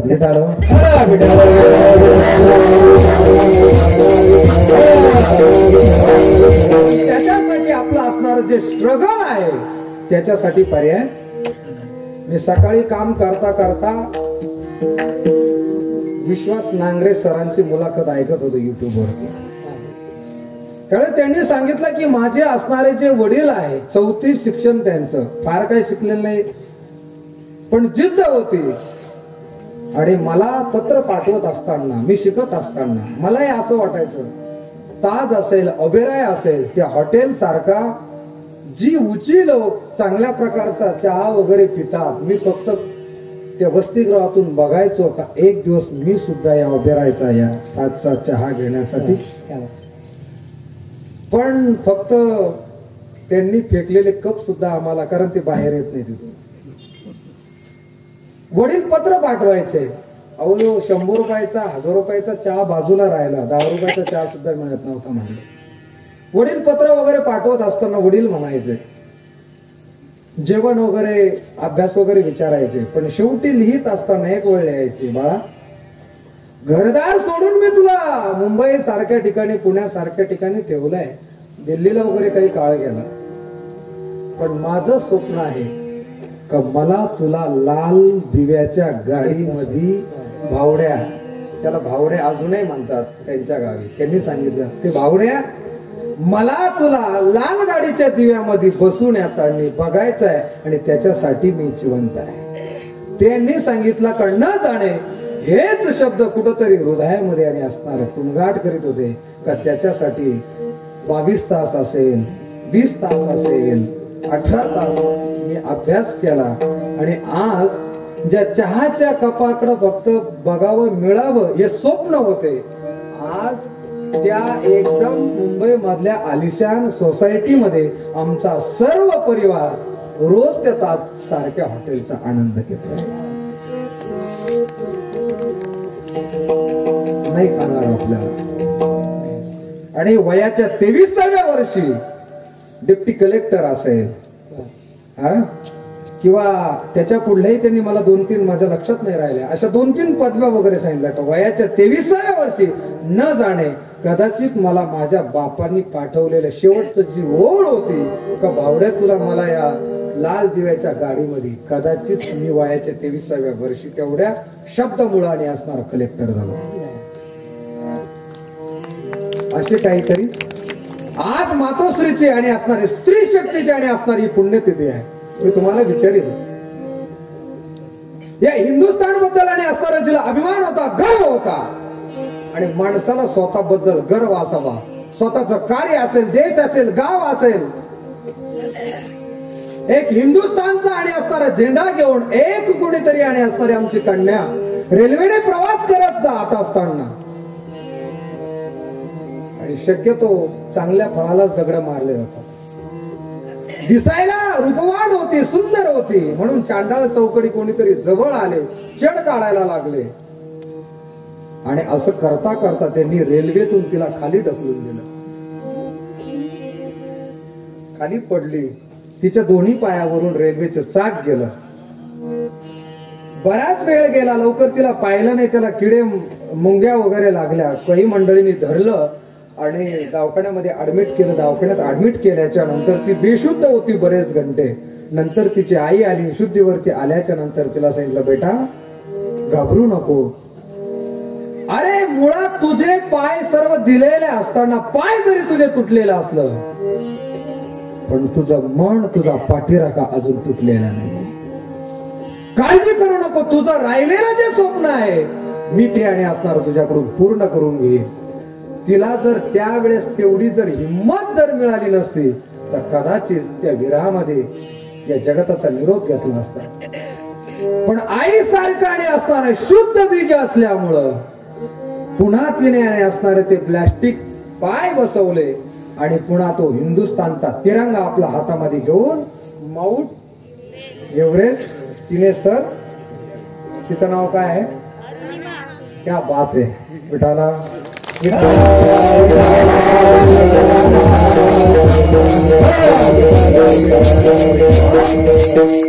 म्हणून आमची आई जर आमच्या पाठीमागे जर आम्हाला आशीर्वादाची थाप देणारे असेल, आमच्या अंतःकरणामध्ये जर शुद्ध बीजाची जर लागवड रोपण करणारी जर असेल, तर आमचं फळ सुद्धा आम्हाला कसं मिळणार आहे, शुद्ध मिळणार आहे.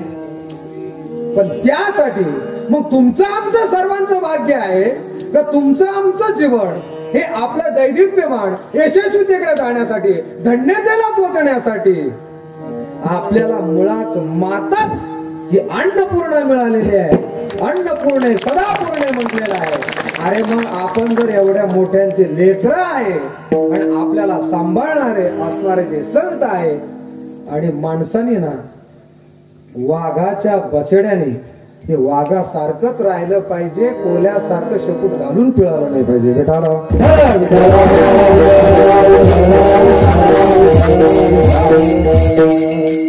बाजारामध्ये, व्यवहारामध्ये, समाजामध्ये जर पाहिलं ना, आज जर बाहेर गेलं, नुसतं सांगितलं की महाराज तुम्ही कुठून आला, फक्त सांगितलं ना सद्गुरु गंगागिरीचे महाराज संस्थान सरला भेट, ही आमची आणि असणारी पिढ्यागताने असणारी परमार्थाची गुरु घराण आहे. महाराज चांगले चांगले आजोबाच्या वयाची माणसं पायावरती डोकं ठेवतात, पडून द्यावं वाटत नाही, पण ते सांगतात महाराज फार मोठ्या गादीचे तुम्ही आणि असणारे लेकर आहात.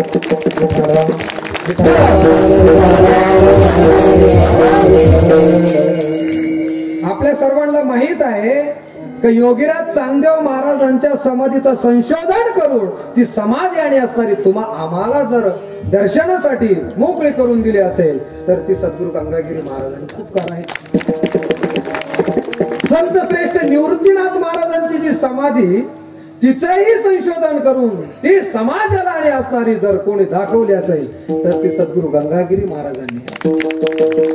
नाही संबंध विश्वभर भगवंताचं नामचिंतन किंवा संतांचे विचाराचे परामर्श तुम्हा आम्हाला जीवाला अंतःकरणामध्ये पोचल्याच्या नंतर न जाणे एखादा स्वतः आत्महत्यासाठी प्रवृत्त झालेला जीव पण संतांचे विचार जर ऐकले तर तो महाराष्ट्रात कीर्तनकार म्हणून फेमस होतो. ही संतांच्या विचाराची आणि त्यांच्या त्या स्थानाची ताकद आहे. पण हे विचार पोहोचवण्याचं सामर्थ्य ज्या जोग महाराजांनी जणू काही तिथं फॅक्टरीज काढलेल्या आहे, पण अशाही जोग महाराजांना अनुग्रहित केला असेल तर ते सद्गुरु गंगागिरी महाराज। मग अशा संत महापुरुषांचे आपण अनुयायी आहोत याचाही आपल्याला कुठंतरी गर्व असला पाहिजे। आणि म्हणून असे जे महात्म्य आहे अशा महात्म्याचं सर्व श्रेय जर जात असेल, मुलगा जर एखादा कीर्तिवान बनला, शूर बनला, वीर बनला, माझ्या राजांसारखा छत्रपतींसारखा जर बनला, तर जे छत्रपती माझा राजा मला तयार करायचा आहे हे स्वप्न जिजाऊंचं कधी होतं?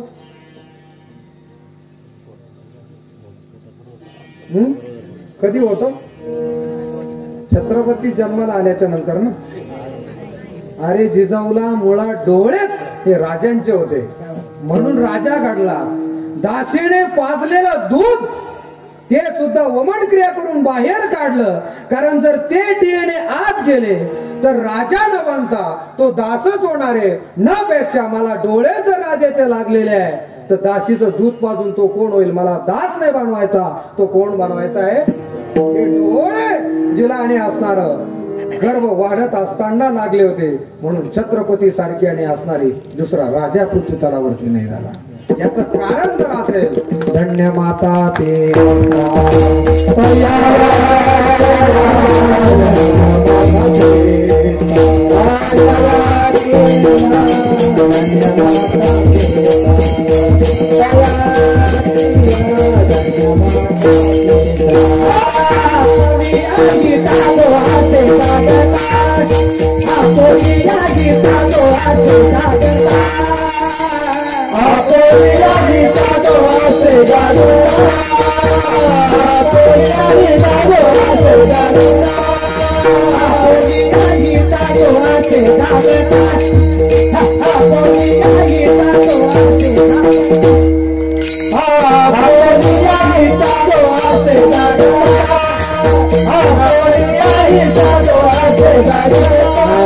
धन्य माता पिता धन्य माता पिता धन्य माता पिता तुझे कन्या पुत्र होती देवता पिता तुझे कन्या पुत्र होती देवता पिता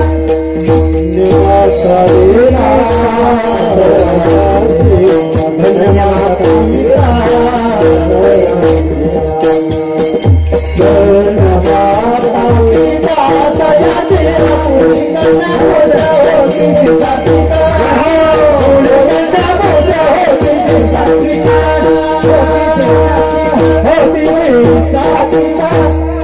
मुलगा कीर्तिवान होत असताना त्याची संपूर्ण आणि असणारी जी जबाबदारी आहे हे मातेवरती जाते, हे वडिलांवरती जाते। योगीराज सद्गुरु श्री गंगागिरी महाराजांचं जीवन जर आपण बघू गेलो तर पितृछत्र हे लवकरच हरपलेलं होतं, पण सर्व जबाबदारी ही आईने घेतली होती। आणि आईने त्याच वेळेस सांगितलं होतं का खरा शूर आणि खरा वीर मी तुला त्यावेळेस समजीन ज्या दिवशी, कारण गंगागिरीजी महाराज हे कुस्ती करायचे पैलवान होते, त्यांच्या समोर कोणीही पैलवान त्यांनी गंगागिरी महाराजाची पाठ लावली असं इतिहासात सुद्धा ऐकायला नाहीये। पण आपल्या सद्गुरूंनी आणि आईने सांगितलेलं होतं, शब्द दिलेला होता, ज्या दिवशी काळरूपी पैलवान पाळशील त्या दिवशी खरा मर्द आणि असणारा खरा शूर किंवा त्या दिवशी कुस पवित्र होईल। आणि तो कारण संतांचं जीवन, कारण संतांचं ध्येय काळावरती विजय प्राप्त मिळवणं, भगवंताचा कुळाचार पोचवणं आणि जडजीवांचा उद्धार करणं एवढंच कार्य पृथ्वी तलावरती येत असताना असतं। आणि म्हणून काही वेळेस ज्यावेळेस मुलगा कीर्तिवान होतो तर त्याचं श्रेय हे त्याच्या आई वडिलांकडे जातं। याचा अर्थ बीज शुद्ध आहे आणि फळ सुद्धा कसं आहे? कबीर महाराज बीज आणि कमाल, आणि शेवटचा एक वर्ग आहे विजय आसार आहे आणि फळ सुद्धा। दुर्योधन कोणाच्या उदरी जन्माला आला होता? धृतराष्ट्र कोण होता?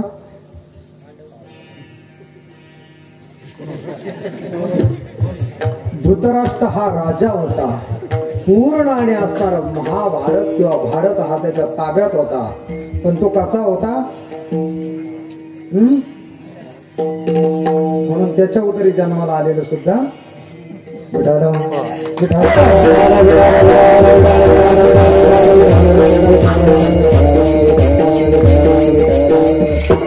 फळ कसं जन्माला ते बीजावरती डिपेंड आहे. पण कधी कधी अपवादात्मक हे जे दोन वर्ग सांगितले ना, कधी बीज शुद्ध राहतं पण फळ सुद्धा समजून घ्यावं, कुठली तरी कलम त्याला मिक्स झाली. पण या ठिकाणी अभंगाच्या दृष्टीने जर आपण बघू गेलो तर तुकोबराय सांगतात शुद्ध बीजापोटी थोडे जर फळ म्हणले असते तर एक वचन आलं असतं, कारण बीज एक वचन आहे पण फळे म्हणलेलं आहे याचा अर्थ ते बहुवचन झालं, अनेक वचनी झालं.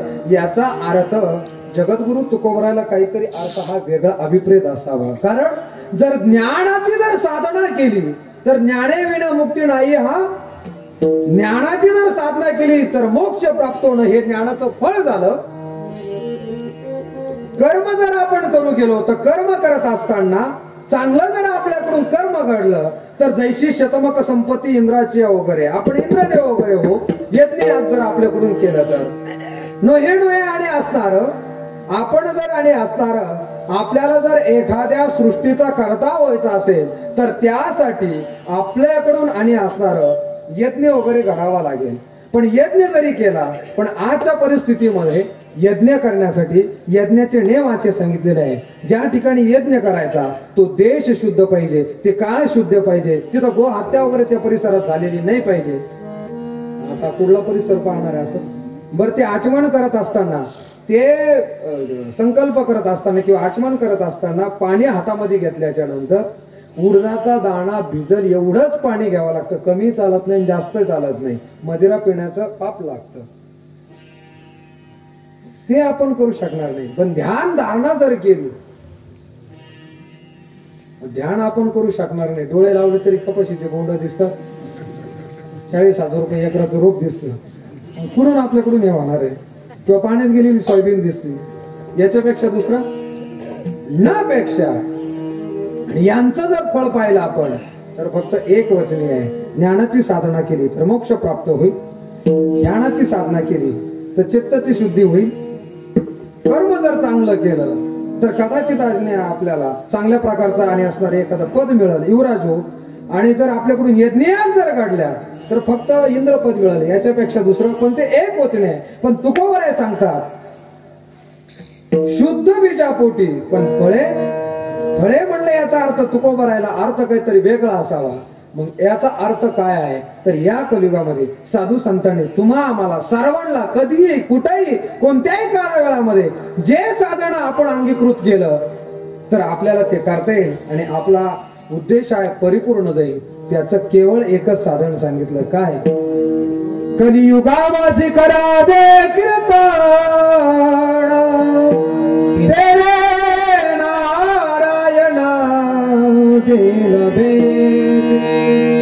आणि म्हणून हरी हरी तुम्ही म्हणारे सकळतेने माया जाळ तुटतील आणि माया जाळ एकदा नष्ट झाली रे झाली का तो आणि असणार बीजासारखा शुद्ध होतो. आणि म्हणून भगवत नाम चिंतन रूपी बीजारोपण जर केलं तर त्याचे असणारे जे फळ आहे असंख्य रूपाने आपल्याला उमटे रसदार मिळतात. अभंगाच्या 2य चरणामध्ये मुखिया व्रताची वाणी, मुखिया व्रताची वाणी, मुखिया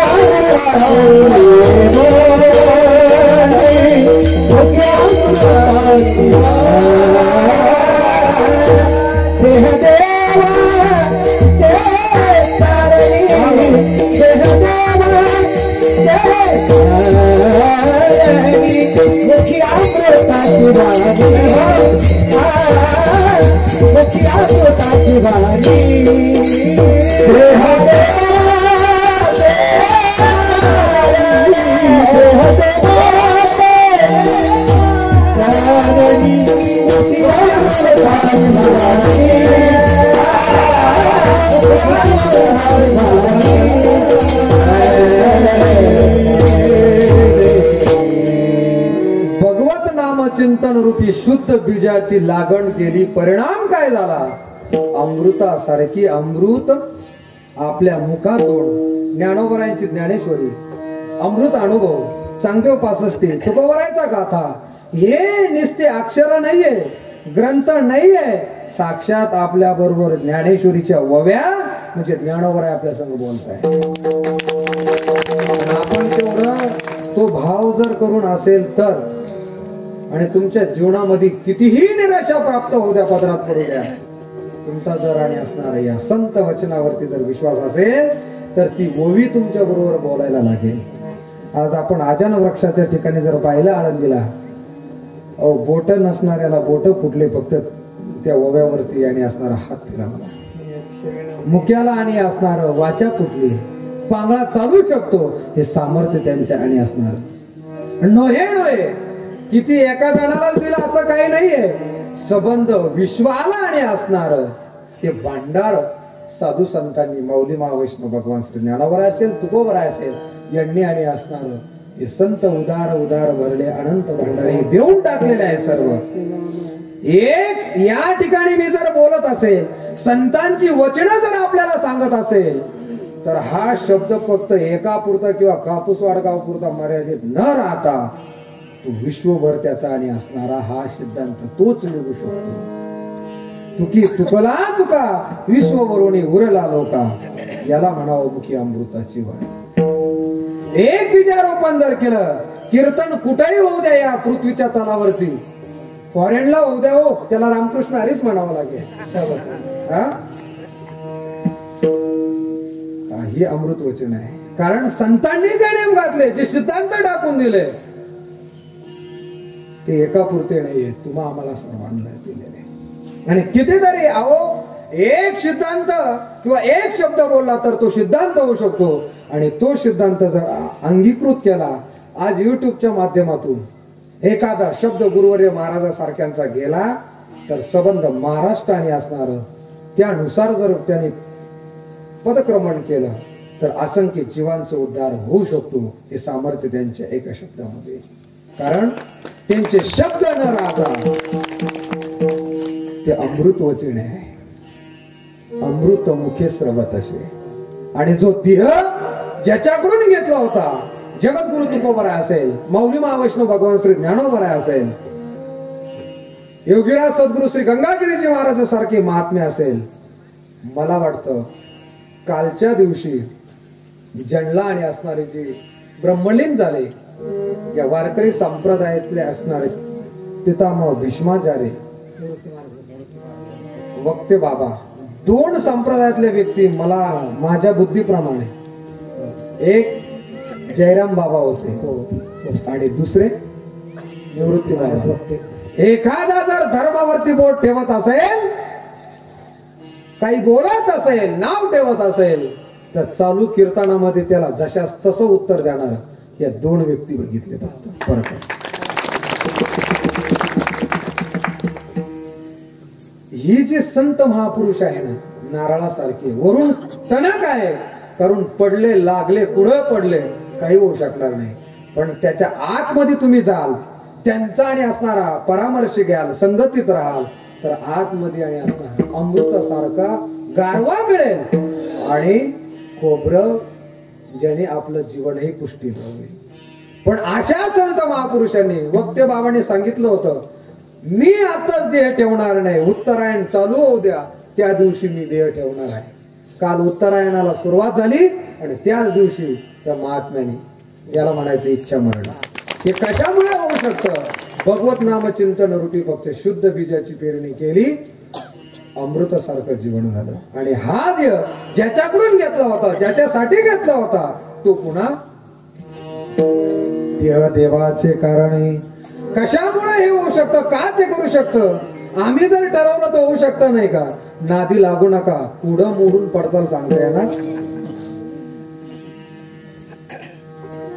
ज्ञानोबरायांनी समाधी अवस्थेला बसत असताना योगाग्नी भडकावला, किंबहुना ज्यावेळेस मांडे खाण्यासाठी विसोबा काका सारख्यांनी खापर मिळू दिलं नाही तर योगाग्नी भडकावला आणि पाठीवरती मांडे वाजवले. एखादा म्हणाला आपणही प्रयत्न करून पाहू बरं, जातीची पाठ बघायला आम्हाला यावं लागल ना. हे तुमच्या आमचे कामं नाहीये. त्याच्यासाठी हे सर्वांनी असणारे आतमधले कनेक्शन मोकळे लागतील. त्याच्यासाठी चित्त हे निर्मळ लागेल. कसं लागेल? सर्वांग निर्मळ चित्त जैसे गंगाजळ. का ज्या ठिकाणी त्यांना पापही लागत नाही आणि पुण्याचाही ठेवा त्या ठिकाणी ठेवत नाही. कारण जर एखाद्याने त्यांचे दोष पाहायला गेले तर घडलेला अनावधानाने पाप स्वतःच्या माथ्यावरती तो घेतो आणि जो त्यांची सेवा करेल, स्तुती करेल, गुणगान गाईल तो पुण्य घेऊन जाईल. साधू हा कोरा आणि कोरा गंगेसारखा पवित्र असतो. सर्व ठिकाणी असणारा तो निर्मळ आहे. रात्री आला काय, दिवसा आला काय, कोणत्या जातीतला आला काय, पुरुष आली काय, स्त्री आली काय. मला असं वाटतं पाठीमागं दिल्लीला रामायण झालं होतं बापूंचं, मोरारी बापूंचं. मी ऐकलंय कुठंतरी ते युट्यूबला का काशीला वगैरे. पण ज्या ठिकाणी ते होणार होतं तर त्यावेळेस मोरारी बापू जे वेश्यालय आहे त्या वेश्यालयामध्ये गेले आणि त्यांना निमंत्रण दिलं. आणि ते ज्यावेळेस दर्शन घ्यायला लागले त्यावेळेस बापूंनी तिच्या पाठीवरती हात ठेवला, मस्तकावरती हात ठेवला आणि तिला सांगितलं, मी मोरारी बापू किंवा एखादा संत किंवा महाराज म्हणून तुझ्या डोक्यावरती हात नाही ठेवी तर तुझा पिता म्हणून आणि असणार तुझ्या डोक्यावरती हात. थोडा आधार वाटला असेल आणि बेटा म्हणून त्यांनी उचलवलं तिला आणि सांगितलं, तुम्ही सर्वांनी कार्यक्रमाला या. साधूला सर्वांच्या ठिकाणी समदृष्टी आहे, कोणी आहे. सर्वांग निर्मळ कारण चित्त जैसे गंगाजळ. का गंगेचं पाणी मी सुरुवातीला प्रस्तावने सांगितलं, एखाद्या बाटलीमध्ये भरा, हौदामध्ये भरा, या प्रवाहाने असणारा चाललेला असावा, त्याला कधीच आणि असणार अपवित्र ते होत नाही. तसं साधू हा निर्लय असतो, जो येईल त्याला फक्त आणि असणार त्याचं कर्तव्य कर्म तो देतो, आशीर्वाद देतो, आनंद देतो, अमृतासारखा असणार साधनेचा मार्ग सांगतो. आणि अशा संत महापुरुषांची नुसती दृष्ट जरी झाली तर त्रिविध ताप शांत होतात. हे सामर्थ्य जगद्गुरु तुकोबराय अभंगाची फलश्रुती सांगत असताना अभंगाचा शेवटचा चरण. तुका म्हणे जाती तुका म्हणे जाती हो तुका म्हणे जाती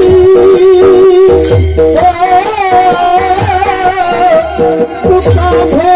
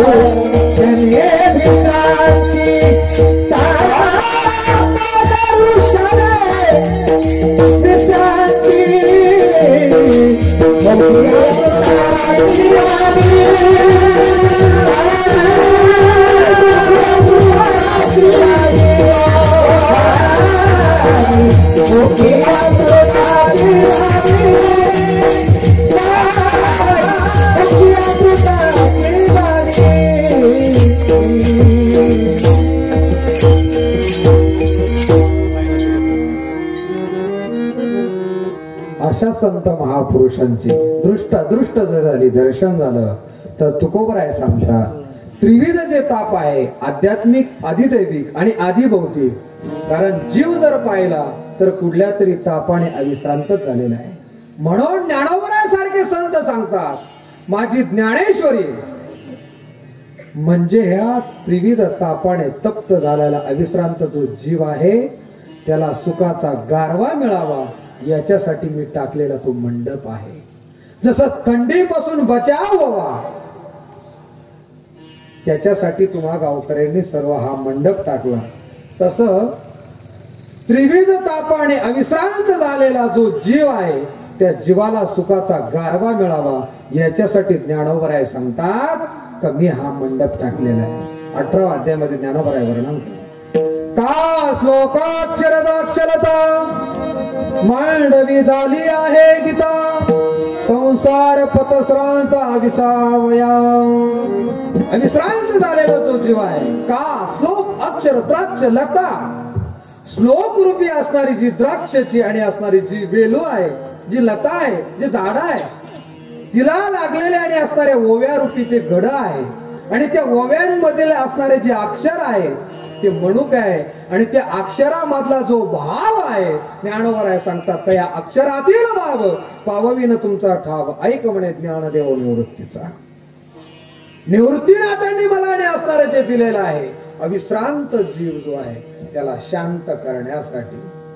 आणि म्हणून माता अन्नपूर्ण मातेच्या समाधीवरती दर्शन घेत असताना किंबहुना योगीराज सद्गुरु श्री गंगागिरी महाराजांच्या समाधीवरती दर्शन घेत असताना माऊलीमा वैष्णव भगवान श्री ज्ञानोबरायांच्या समाधीवरती दर्शन घेत असताना माऊलीला गंगागिरी महाराजांना नारायणगिरी महाराज असेल माता अन्नपूर्ण मातोश्री आहे नाही आपल्याला कुठं जायला जमलं तर एकच तुम्ही आम्ही संपूर्ण प्रार्थना करूया. माऊली या धावपळीच्या या जगामध्ये जीवन जगत असताना कदाचित माझ्याकडून अनावधानाने काही चुका होत असेल तर त्याचा विचार न करता आई जशी आणि असणाऱ्या मुलगा भरलेला आहे का पडलेला आहे का सुंदर दिसतो याचा विचार न करता ती उचलती जवळ घेते त्याचा आलावाला घेते आणि त्याला स्तनपान करते. माऊली या संसारामध्ये जीवन जगत असताना अविश्रांत आम्ही आणि असणारा भटकंती करतो आहे पण आम्ही कदाचित आणि असणारा ज्ञानाने आंधळे असो वैराग्याने पांगळे असो त्याचा विचार न करता या विषयाच्या चिखलामध्ये आणि असणारे आम्ही माखलेला असो पण उचलून घेत असताना माते आमचा काही विचार न करता एक बालक म्हणून आम्हाला उचलून घे आणि ब्रह्मज्ञानाचे 2 घास आमच्या मुखामध्ये घाल का जे घास आम्ही घेतल्याच्या नंतर सेवन केल्याच्या नंतर निश्चित स्वरूपाने शुद्ध आणि असणार बीज आम्हाला मिळणार आहे. कारण तुम्ही सर्वांच्या ठिकाणी सर्वांग निर्मळ आहे आणि ते जर ज्ञानाचे खाऊ जर आम्हाला घातले प्रेमाचे घाल तर निश्चित स्वरूपाने आम्ही आणि असणारा अमृत सारख्या फळाला पूर्णत्वाला जाऊन झालेली सेवा माता अन्नपूर्णाच्या चरणावरती योगीराज सद्गुरु गंगागिरीजी महाराज नारायणगिरीजी महाराज ब्रह्मलीन सद्गुरु श्री नारायण गुरुवर्य रामगिरीजी महाराज यांच्या चरणारविंदावरती समर्पित करून या ठिकाणी वाणीला पूर्ण विराम देत असताना कापूस वडगाव म्हणजे आम्हा सर्वांसाठी घर अंगण आहे. बरीचशी मंडळींनी मला फोन केला आमचे राजू भाऊ असतील नामदेवराव असतील अध्यक्ष कैलास नाना त्याच्यानंतर आमचे पंजाबराव असतील सर असतील भाऊ असतील बरेचशी मंडळींचे फोन येत होते. नामदेवराव त्यांना सुद्धा असं वाटलं महाराजांना मी परवाच फोन केला त्यांना असं वाटलं जरा शिफ्ट चेंज झाली काय म्हणलं तसं काय नाही कापूस वडगाव म्हणजे आमच्यासाठी अंगण आहे आणि म्हणून असं काय नाही ते म्हणले महाराज मागच्या वर्षीची थोडीशी सेवा राहिली होती तर दोन्हीची कसर कसर काय आपली ही सेवाच आहे. सेवा आपल्यालाच मिळाली पाहिजे असं थोडी काही कुठल्या तरी माध्यमातून सेवा आपल्याला करायची मी माझं परम भाग्य समजतो. वास्तविक पाहता माझी काय लायकी आहे किंवा माझं काय अधिकार आहे या ठिकाणी तो सेवा मला मिळावं हे कुठंतरी सद्गुरूशी राहिलेलं झालेलं नतमस्तक कुठंतरी आणि असणारा आपलाही कुठंतरी परमार्थिक एक ऋणानुबंध असेल. सेवा दरच वर्षी मिळाली पाहिजे असं काही नाही. आपली मंडळी सर्व आहे आलटून पालटून आपण सर्व आहे सर्व ठिकाणी पण मला असं वाटतं की ज्या काळामध्ये पूर्ण 8 दिवसाचे कार्यक्रमही होत नाही तेव्हापासून मला वाटतं ही आपलं नातं ही सेवा आणि हा ऋणानुबंध उत्तरोत्तर वाढत गेला मी माझंही काहीतरी भाग्य समजतो. तर या स्टेजवरती उभं राहण्यासाठी आपण सुद्धा मला लायकीचं समजलं म्हणून आपल्या सर्वांना धन्यवाद देतो. आलेली सर्व बाल गोपाळ महिला पुरुष वर्ग आपल्या सर्वांनाच आणि याच्यासाठी धन्यवाद देईल. जेही कुठली मंडळी आमच्याकडे येतात तो नियोजन कसं केलं पाहिजे तर मी नक्की सांगेन. कापूस वडगाव सारखं नियोजन याचा अर्थ मी माझी पुढल्या वर्षीची भाकरी पक्की करतो हे मनातून करा. मी सगळ्यापेक्षा वेगळी लहरीत वागणारा माणूस आहे. मी माझ्या प्रत्येक जीवनाचा क्षणाक्षणाला सुख मिळावा आनंद मिळावा याच्यासाठी प्रयत्नशील असणारा मी. म्हणून आणि फार काय द्रव्याची अपेक्षा आहे असं काही नाही. सगळं व्यवस्थित आहे त्याच्यामुळं काही आलंच गेलं पाहिजे. पण जे आवडतं ते वास्तव सत्य कबूल करणारा मी वक्ता आहे. आणि म्हणून एवढे सुंदर गुणीजन ही मंडळी मी तुम्हाला सांगितलं ही मंडळी फक्त आणि त्यातल्या त्यात 8 दिवस एवढी मोठी ही गायनाचार्य मृदंगाचार्य पीटी मास्तर हे सगळे आता संगीण हे झालं. आता उत्तर हे आपला सगळा संच हा फक्त असाच राहावं आणि ही ज्ञानाची वृद्धी परमार्थाची वृद्धी सद्गुरूंचा हा सहवास असाच वाढत जावं. या निमित्ताने वैयक्तिक कोणाचा नामोल्लेख करण्यापेक्षा सर्वांचाच आणि असणारा हा आपला ऋण अनुबंध आहे.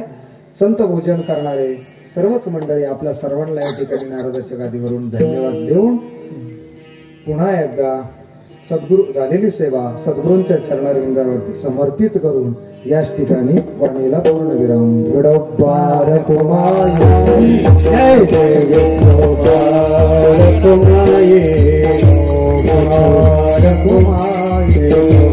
विठोबार कुमाये